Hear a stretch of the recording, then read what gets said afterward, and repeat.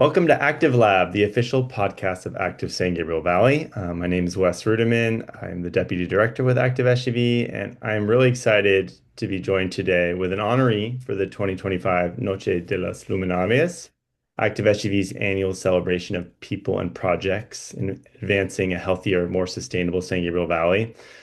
On October 23rd, the Clean Power Alliance will receive the Outstanding SGV Public Agency Award. And this is a particularly meaningful award for the team at Active SGV, as we know it is for many of you, since it recognizes an agency that is leading the region's clean energy future. We're excited to have with us today Ted from the Clean Power Alliance. Congratulations to you and your team, and thank you for joining us. Thank you, Wes. Really appreciate the honor, and it's particularly appreciated because it's from an organization that we here at Clean Power Alliance admire so much and have partnered with in the past. And just your mission around sort of people-powered and people-centered sustainability is really aligns with ours. And so this is particularly gratifying for us here at Clean Power Alliance. Well, wonderful to hear. Some of our listeners might not be as familiar with the Clean Power Alliance. Can you give us a brief overview of what CPA does and who it serves? Sure. We are a regional public agency, a joint powers authority that provides clean energy options to 38 communities across Los Angeles and Ventura counties. So that's unincorporated Los Angeles County, unincorporated Ventura County, and 36 cities within those two counties. So we are responsible for generating electrons from clean energy sources, and like wind and solar and geothermal, and sometimes storing that energy in batteries, and then putting it on the grid. And our customers get those electrons through lines and wires owned and operated by Edison. So we offer a choice from Edison about where you get your electrons from, and we offer a variety of choices. But then we also partner with Edison to deliver those electrons to your home or your business. We offer, in addition to the highest levels of renewable energy available in the region, we also offer options that are the lowest rates available in the region, sort of a whole suite of rate options for people, as well as nearly a dozen customer programs that people can use to lower their carbon footprint, to save energy, to save money, that are exclusively available to our customers and the cities that are members of the Joint Powers Authority. So in the San Gabriel Valley, goodness, we've got many cities, beginning with South Pasadena and Alhambra, all the way across Temple City, Arcadia, Claremont, sort of a whole swath of that San Gabriel Valley, Monrovia. We've also got folks, higher up in the hills, La Cañada, Flint Ridge, and then down farther south, Whittier, Downey, Paramount, Hawaiian Gardens. So, east of the five, we know well. Wow. Well, yeah, you clearly cover a lot of territory, and I know for consumers, just the opportunity to have a choice is always appreciated, especially when that choice is a bit more affordable. I think all of us have witnessed firsthand how much energy prices have gone up the last few years, at least amongst the big utilities. I think some of the municipal utilities are still much more affordable. So thank you for your work on that front too. So I guess one of our questions is, how did you end up at the Clean Power Alliance? I mean, was there something that drew you to the field of clean energy and sustainability and climate? Yeah, well, Clean Power Alliance is a relatively new organization. We're in our 8th year of serving customers. So I was the first employee. So we had, a bunch of cities join right away. LA County gave us a startup loan, and now we've built it out from one employee, myself, to we have about 90 people work for us today. So one of obviously the excitement of trying to start something new, but not just a startup in terms of a startup company, but actually a startup public agency. It's rare in government that you get to actually really start something completely new, and that's what we've done here. So that's one thing that very much drove me here. Another thing that drove me was that it's a different kind of government agency, in the sense that usually government, when it gets involved in competition, it's usually about regulating competition. And here we are actually competing. And that's a different place for government to be. And one that I think actually they ought to be in more. Like let's give people options of how they want their services, and let the customer choose. So that's another thing that was very exciting and enticing. And then the third thing, obviously, is the mission. So I've been involved in urban development and sustainability issues for going on 30 years now. And this mission of the organization to decarbonize Southern California's electricity system, to provide options for people to really engage with the electricity system was very, very enticing. And then I think particularly doing it in Southern California, I during my 20s and early 30s, I lived overseas. I was 5 years in Mexico City and 5 years in Southeast Asia, based in Bangkok.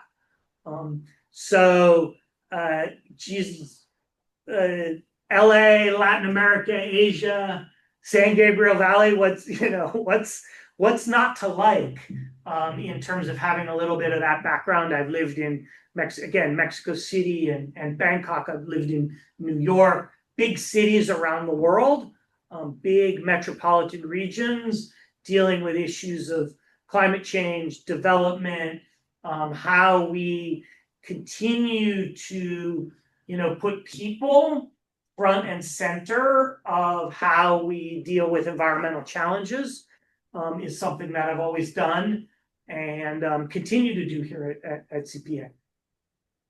Wow, yeah, that's quite a road, and certainly those cities that you previously worked in are among the more complex ones yeah, in the world. So yeah, really interesting and neat to hear too that you've stuck with the organization so long and seen it grow to such a degree, to the point where you serve now about 1 million customers, and that's over 38 communities.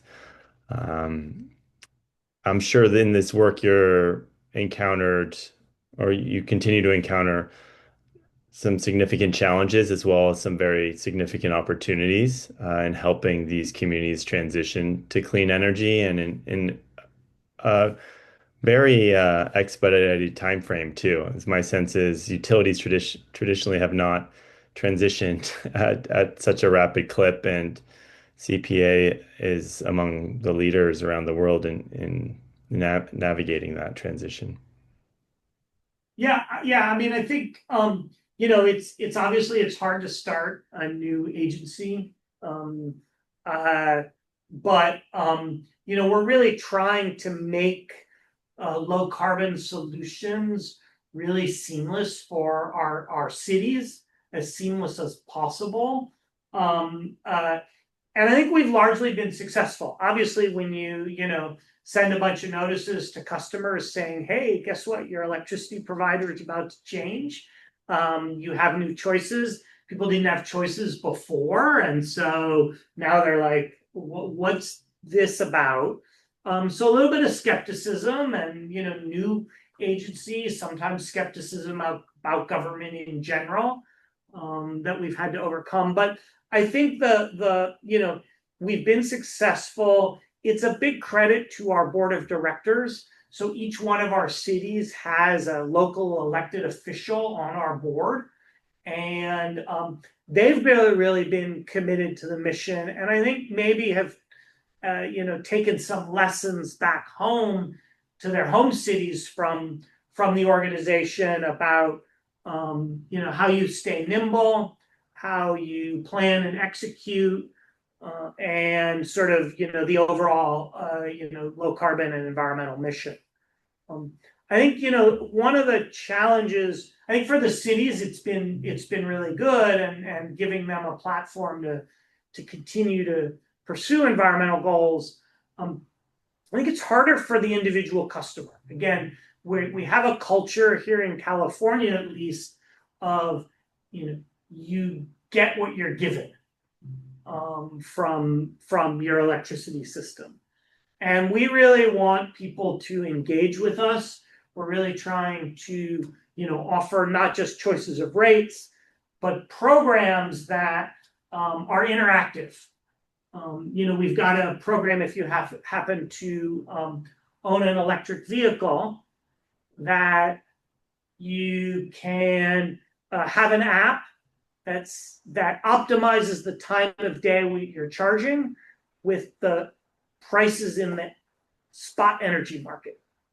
And that's going to save money for the customer. It's going to save money for CPA. It's going to lower overall energy costs and rates. But we need the customer to engage, and we don't yet have a mass culture of that kind of engagement with the electricity system yet. And I think that's one of the goals of Clean Power Alliance is, how do we build that culture of co-management of the electricity system, much the way people are used to here in California co-managing the water system. When there's a drought, people know what to do. They know to water less. They know to shorten the showers. They're co-managing the system. We don't yet have that fluency, those real strong muscles about co-management in electricity yet. But that's definitely something that we're pursuing over the medium and long term here at CPA. Wow, yeah, that's really interesting. So if a customer, do they have to be enrolled in, I guess, a time of use program then to benefit from that variable rate, like discounted energy at, when there's a surplus in the middle of the day when there's lots of solar being produced, for example? Exactly, and we have a special rate. And this is, again, to the point of choices. We have a special rate that if you have this app, we will optimize to that rate, exactly as you said. We're going to optimize your charging to your rate that is going to be lower in the daytime and a little higher at night. But the app is going to basically say, hey, tomorrow I need to be able to drive a minimum of 80 miles. So as long as you're plugged in, we're going to make sure that by 6 a.m. you've got at least 80 miles or 100 miles in your battery. But we'll get you those 100 miles at the cheapest cost, in the cheapest possible way. Wow. Yeah, that's really interesting. I mean, obviously there's a learning curve here since gas rates don't fluctuate as quickly. But it's something I think a lot of people, it seems like you're making it as seamless as possible. So once you're set up, that the consumer doesn't have to do as much on that front. Yeah, but it is a real, I want to acknowledge it is a real culture shift. That's not how people grew up in California or wherever they grew up in the country or the world.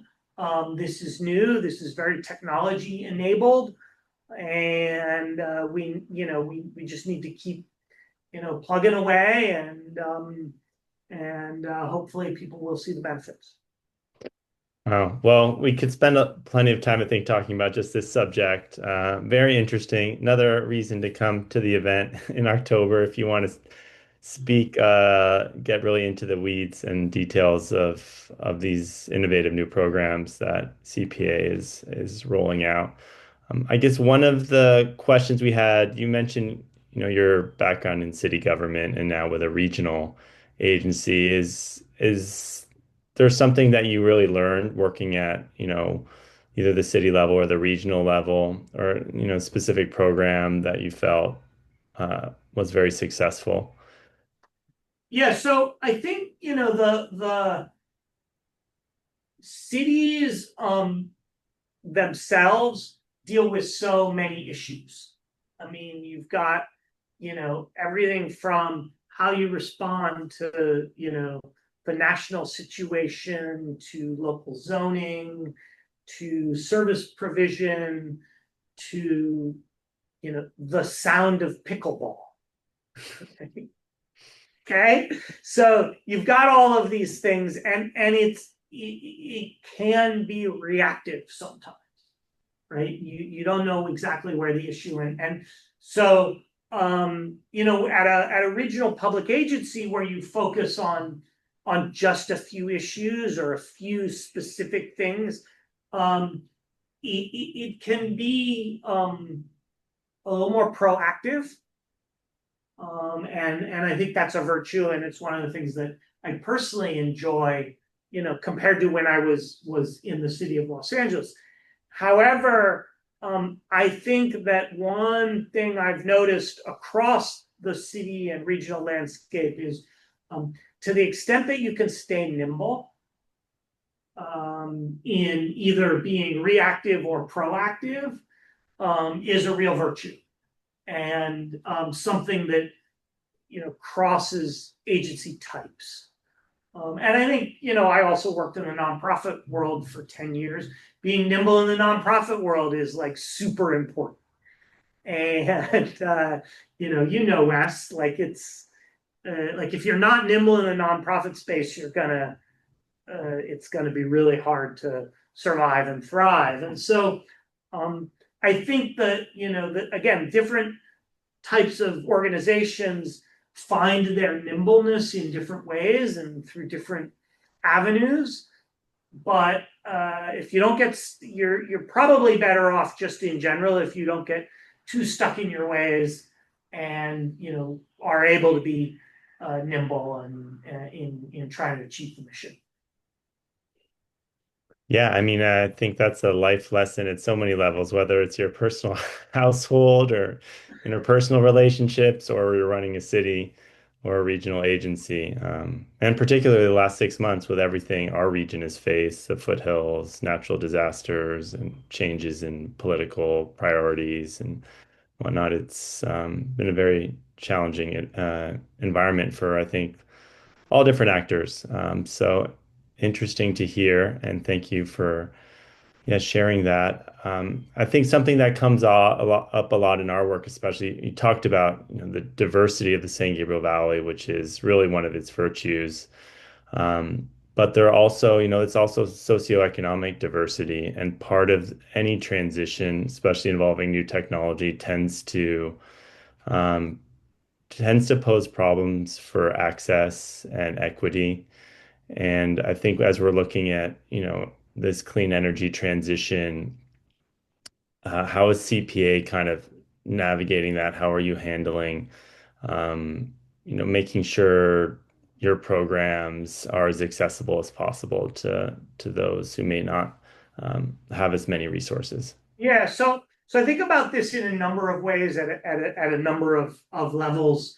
The first is at that direct customer level, and I'll give you an example of like Alhambra, which is like right in the core of where you guys work.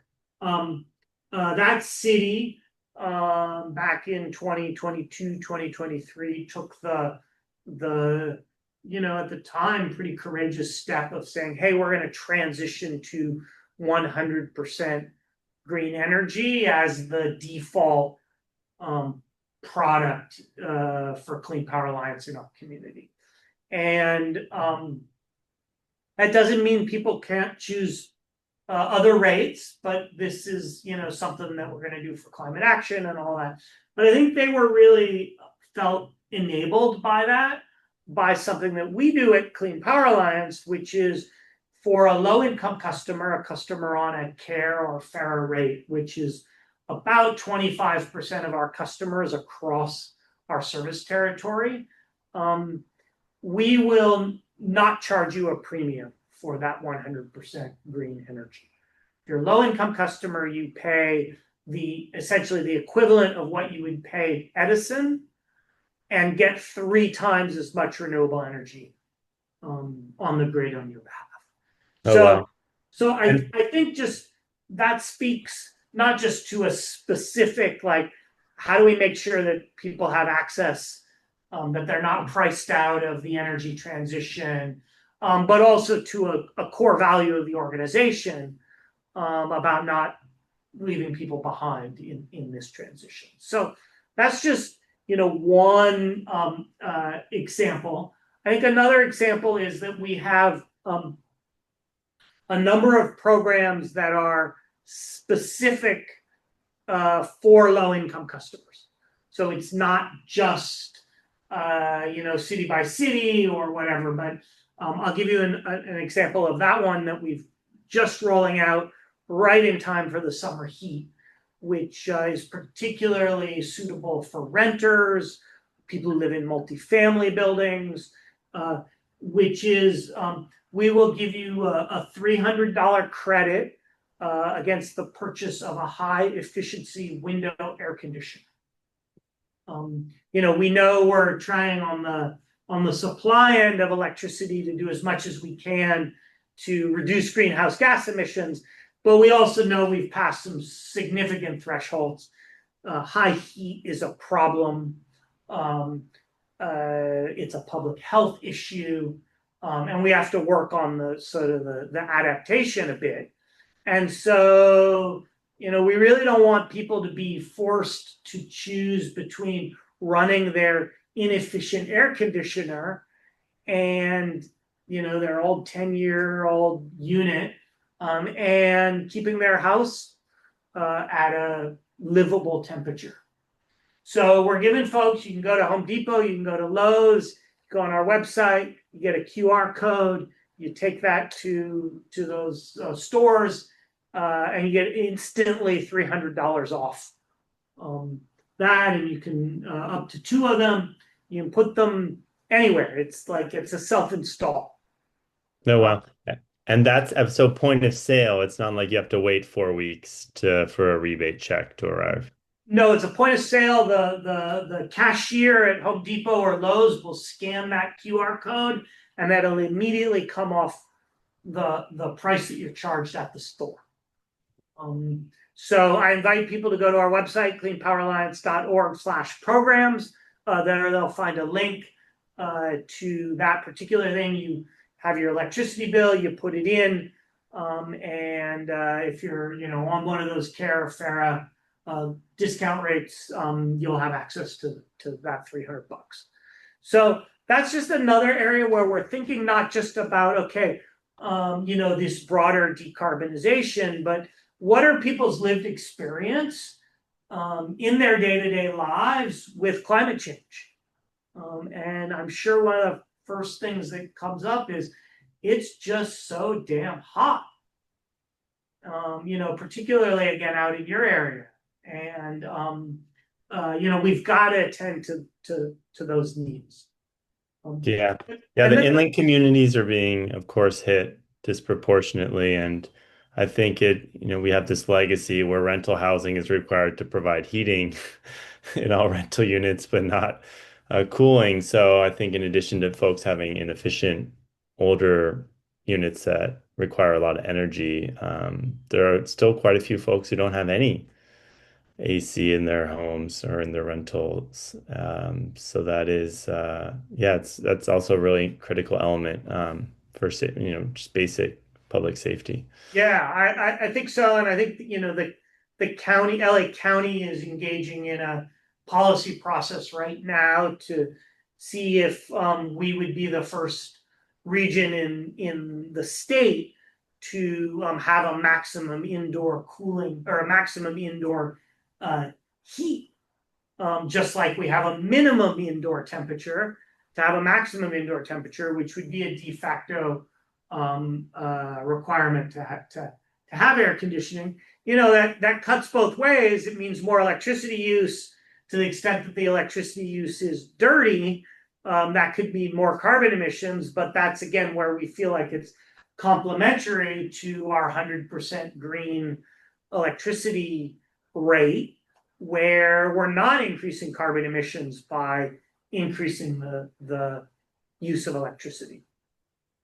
Right. So I think we're trying to cover as many angles as possible. I think the third thing that I'd like to just add in terms of access is when we think about jobs and job creation. Most of you see some wind turbines in the background here. Our projects in California are built by and large with union labor, and with under agreements that try to ensure that people in the local communities get hired to build those projects. And so we're creating with our, we have over 40 projects either under construction or in operation, over 4,000 jobs created just through our projects alone. But we also need to make sure that there's a pipeline of workers who are trained and ready to go into the jobs that were created. So we also fund apprenticeship programs with the Electrical Workers Union, and then what are called pre-apprenticeship programs, which are 10-week boot camps for folks to explore the building trades. And when they come out of those boot camps, they're right eligible to go into an apprenticeship program that's going to provide them, a good middle-class wage with benefits, health benefits, with a pension, and all of the things that we really hope for people who may not have had a college education. And so I really think for CPA, that's been also something that we've really honed in on, is we're creating through our projects the opportunity to get jobs, but we need to make sure that our local folks are trained to get into those jobs. Yeah, I think that's really significant, especially based on what's happening with the employment environment right now, and a lot of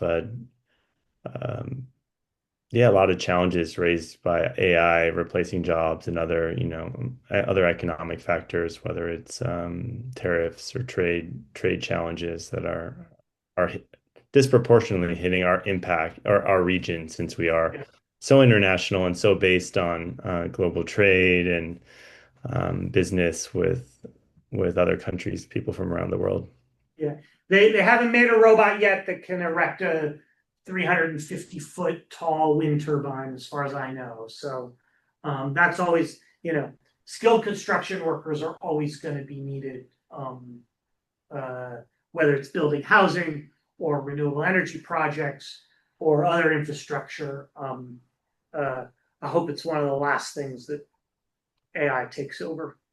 Yeah, and I recall hearing or reading somewhere that just there's tremendous and growing demand for electricians and those with expertise in the electrical world, based on this transition we're making, whether that's installing heat pumps at people's homes or EV charging, or microgrids, or some of the larger utility scale projects that y'all are investing in.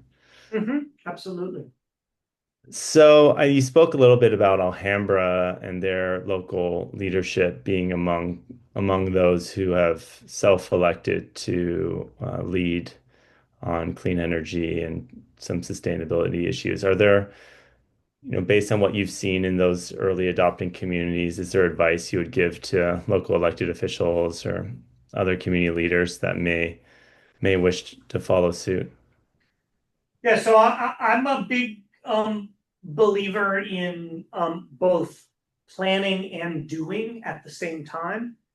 So I think that um, a traditional local government approach will be when you want to get something done, you do a plan, and then an overarching plan, and then you sort of move down into implementation, and you go down on your checklists and implement, which is great. But I also think you need to do those comprehensive sustainability or climate action plans. Really think electrification plans. I really think there's a lot of value. But I think at the same time, you can't wait for the plan to be done before you start to do things. And I think that's you want to, part of the momentum behind good planning is showing your residents and your community that you're serious about it. And the way you show seriousness is actually doing some early action and some stuff. So I think my advice is do some projects while you do some planning. And that can be really self-reinforcing. My experience around the region is that people are very supportive of the kinds of things that we're trying to do, that you're trying to do, if you engage them. So my sort of advice to local government officials is don't be afraid. People will, if you know what you're doing and you're committed to doing it, people will follow, and people will help you lead. And I think that is where I have seen great leadership at the local government level, is where people have, again, planned, but also done things and engaged with the community in building that local support. Yeah, I think that's great advice. We've been doing the work now for 15 years in the region, and I think in some communities we've just come up with a very rigid mindset, whereas we need an updated plan. We need to request funding for the plan because we don't have funding, or we're not willing to commit general or unrestricted funding to pay for plan development. So we're going to continue to apply for funding, and then there's such a demand that we aren't awarded funding for one reason or another, and nothing happens. Or we spend a year and a half developing a plan, and then it sits on the shelf and is totally contingent upon state largesse or, a federal grant, which is very, frankly, difficult to get much done if you're unable to utilize any of your own resources, and maybe do some interim measures. And we know public works projects are expensive, but you can do a lot with paint and if you get creative and looking at other funding sources. I think the communities we've seen that have done the best have done some planning, but then also been creative and nimble and said, hey, we actually can pursue some stormwater capture funding. And when we're capturing the stormwater on the street, we can design it so that it also calms traffic and makes it safer for kids to walk across the street to get to their school. Um, so yeah, I think that's spot on advice, and it is, unfortunately, I don't think it's the norm in most communities. Um, there are a lot of meetings, a lot of planning. Yeah.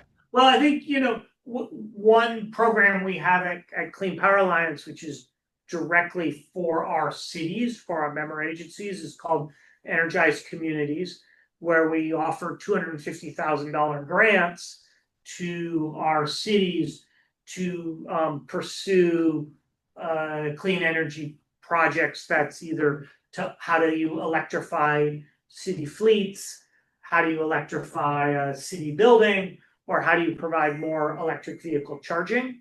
And I think that's been really so far pretty well received, in the sense that these are things that don't require a comprehensive general plan amendment to like decide that you want to do. Yes, I would like to have more electric vehicles in my fleet, my municipal fleet. How do I do that? Um, and so these have been really designed to get projects in the ground while the cities are pursuing whatever broader planning process for sustainability or environmental stuff, mobility. That is going to be by necessity on a longer time frame.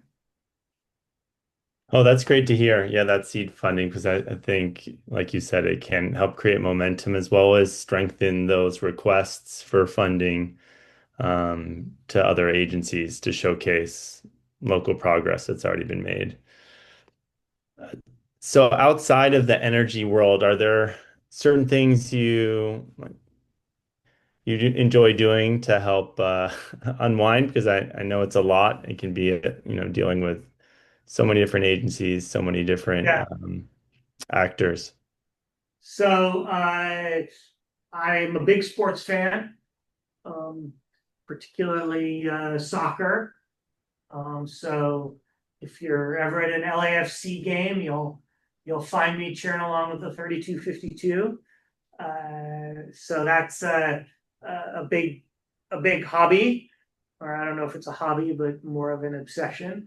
Um, and then again, given my background around the world, a big food person. I grew up working in restaurants, uh, and then I've lived in two of the countries with some of the greatest cuisines in the world, in Mexican food and Thai food. And now, here in LA, goodness, it can't be beat. So, uh, food and sports.